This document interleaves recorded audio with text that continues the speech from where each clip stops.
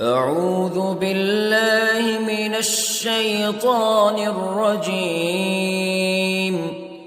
بسم الله الرحمن الرحيم. الرحمن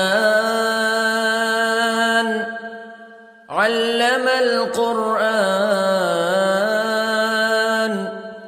خلق الإنسان علمه البيان.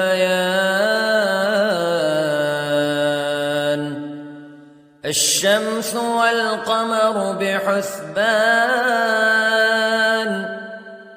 والنجم والشجر يسجدان والسماء رفعها ووضع الميزان ألا تطغوا في الميزان وأقيموا الوزن بالقسط ولا تخسروا الميزان. والأرض وضعها للأنام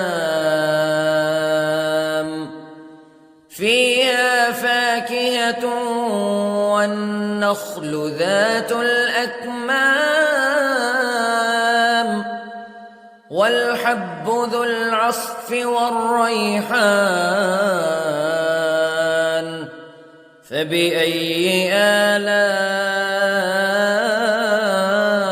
ربكما تكذبان.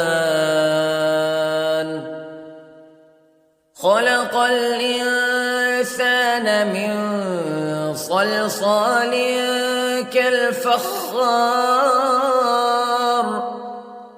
وخلق الجان من مارج من نار فبأي آلاء ربكما تكذبان. رب المشرقين ورب المغربين فبأي آلاء ربكما تكذبان. مرج البحرين يلتقيان بينهما برزخ لا يبغيان فبأي آلاء ربكما تكذبان. يخرج منهما اللؤلؤ والمرجان فبأي آلاء ربكما تكذبان. وله الجوار المنشآت في البحر كالأعلام فبأي آلاء ربكما تكذبان. كل من عليها فان ويبقى وجه ربك ذو الجلال والإكرام فبأي آلاء ربكما تكذبان. يسأله من في السماوات والأرض كل يوم هو في شأن فبأي آلاء ربكما تكذبان. سنفرغ لكم أيها الثقلان فبأي آلاء ربكما تكذبان.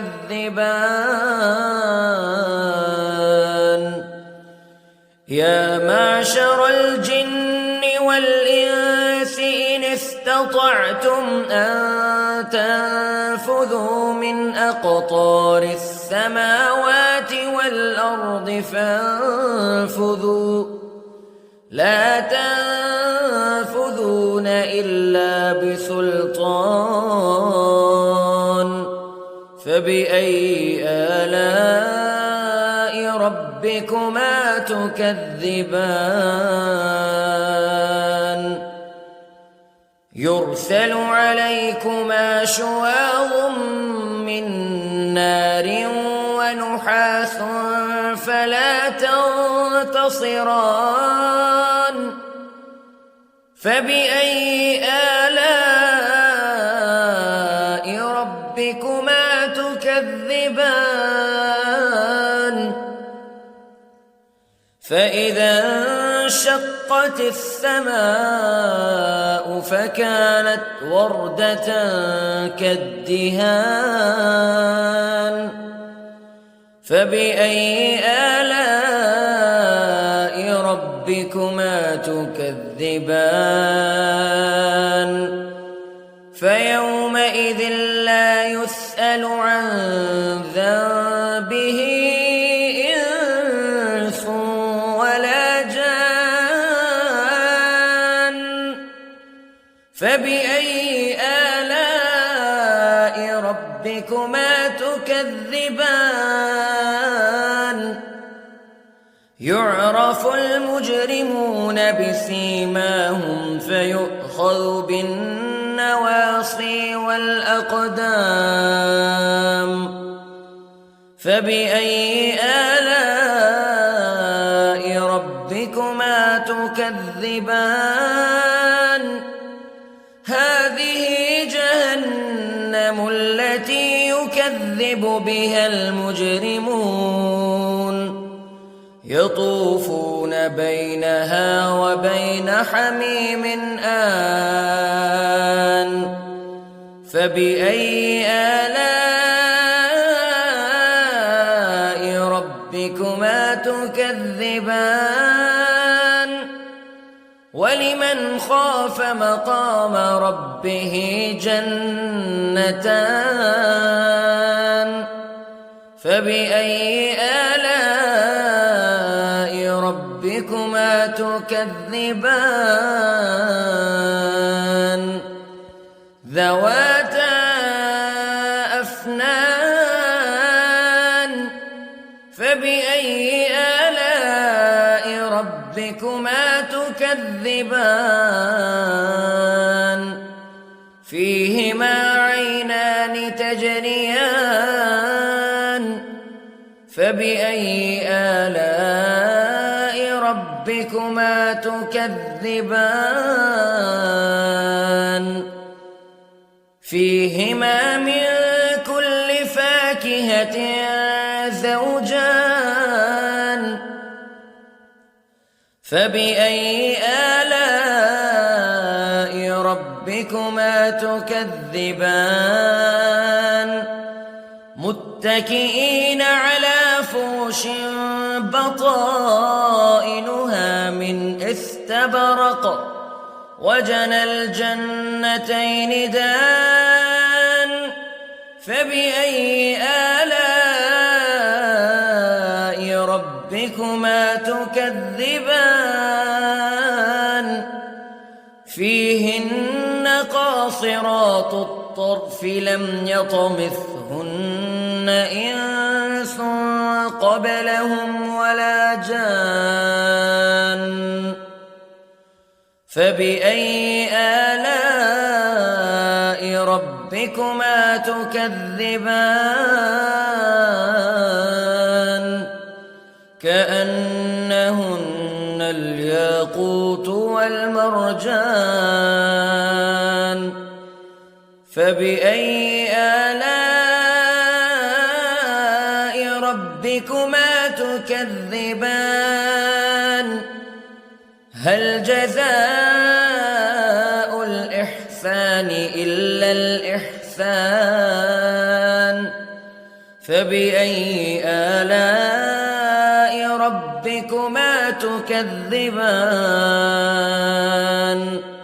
ومن دونهما جنتان فبأي آلاء ربكما تكذبان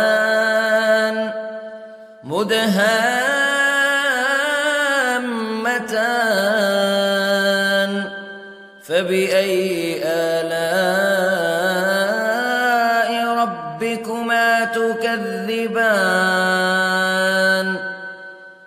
فيهما عينان نضاختان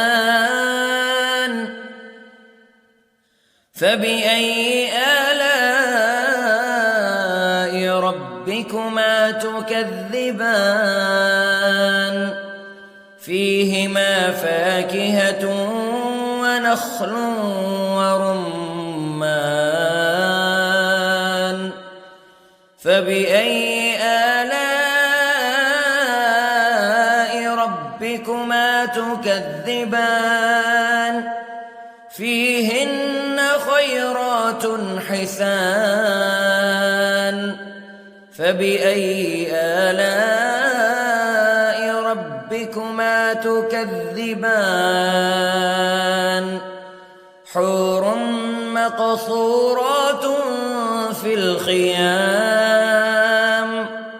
فبأي آلاء ربكما تكذبان لم يطمثهن إنس قبلهم ولا جان فبأي آلاء ربكما تكذبان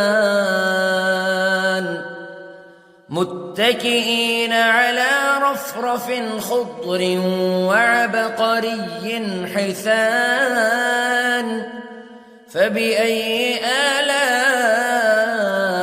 ربكما تكذبان تبارك اسم ربك ذي الجلال والإكرام